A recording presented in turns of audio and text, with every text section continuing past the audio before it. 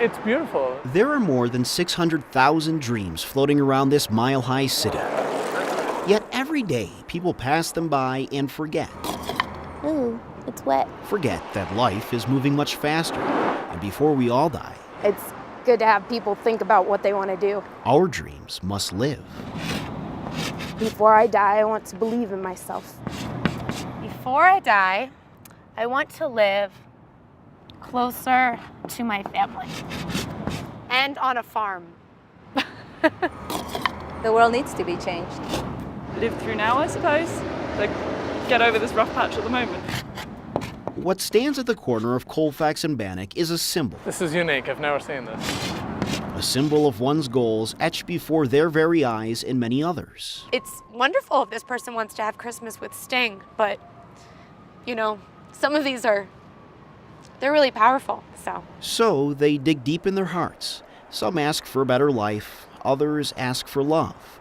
There are people who want a second chance, and those who have already been given one. The past year and a half has been really difficult for me. I've gone through a lot, and I think that there were many times I should have been dead. But she is alive, just like their dreams. I think it's so powerful because I think that when you write things down, they become a lot more real. You have to be very honest with yourself about what you want. Sometimes what you want is right before your eyes, staring back at you, asking you to remember what's important before I die. Before I want to die, I want to live. In Denver, with photojournalist Michael Driver, I like that. this is Kevin Torres, 9 News.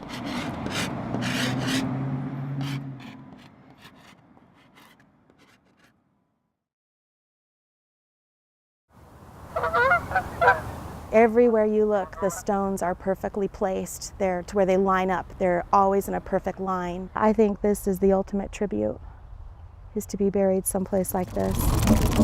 We're visiting our grandpa, Alex Yeda. He was a PFC in the Army. He worked on B-52 bombers. There it is. He was a father. He was a wonderful son. He was a great brother. He was a good family man. I want to see the flag a little more. Served his country and was able to serve his family just as well. Hi, honey. Oh, you've been gone so long now. When I went in the Army, she waited for me until I came home. I'll be with you pretty soon. You've been gone a long time now. Burl was a wonderful girl. We had a lot of fun together. Hi, sweetheart. I miss you so much. We were married 60 years, honey. That was a long time. Yeah, well, it's a long, long time. But I'm sure glad I had you for those 60 years, and we had 4 loving sons. Well, his name was Benny Earl Nash. Yeah, Daddy-o.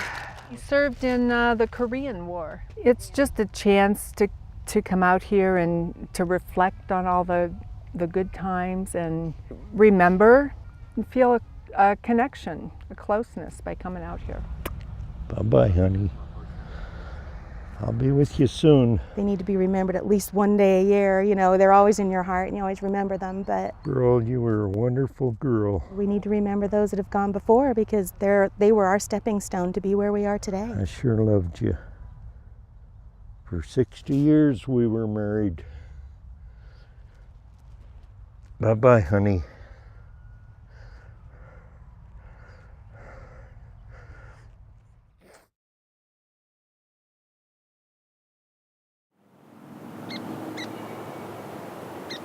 We came here March 30th of 2012 and walked down a pathway there about 8 o'clock or so. And he just stopped me dead in my tracks and asked me to marry him. Dear AJ, before I head to sleep, I'll tell you about my day. The last time I was here is when we caught a fish in the end of June. A lot of people were like, why don't you talk to him out loud?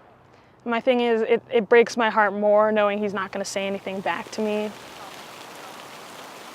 Because with you, AJ, everything was right. Everything was fun and everything had a little bit more joy to it. I write AJ every day. I've written him every day since the day after he's been buried. I literally feel weak without you. and very alone. I think so much about that night in the movie theater and think of ways it could have been different. How it should have been me. I will forever love the man who changed the lives of friends, family, and myself. I will forever love the man who loved and cherished everything he could. I will forever love the man that loved me. Dear AJ, this is the second time I've been to your gravesite since you've been buried. This is the first time you and I have been out here together. It is. Since July 27th, yeah. Not having him around is like losing one of my limbs. It's Fix's flowers so they're fluffy. Him and his brother are the two most important things in my life. And now I only have one. It's different trying to figure out who I am without him. All of my motivation was focused on him and getting to college and growing up and being a father and just watching him grow and mature into a young man, into an old man. I went ahead and I got my plot so he wouldn't be alone. I love you. I love you too. Nobody wants to be alone. My life, to some extent, stopped that day. I'll see you later. So I need to learn how to be me without him. That's hard to do when he's everywhere. Love you. He's coming with me. He'll come see you later. Yeah, that's for sure. I love you, AJ, and I always will. Sincerely, Losimo Cross.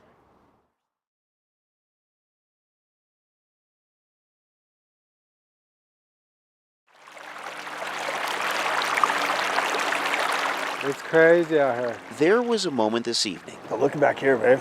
when John Daniels turned to his friend Carla All them houses tipped over back over here. and pointed out the image that sunk into everyone's eyes. It's sad, dude.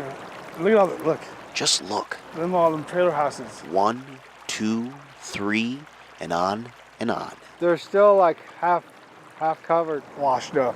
The bones of their homes were spit up by the South Platte.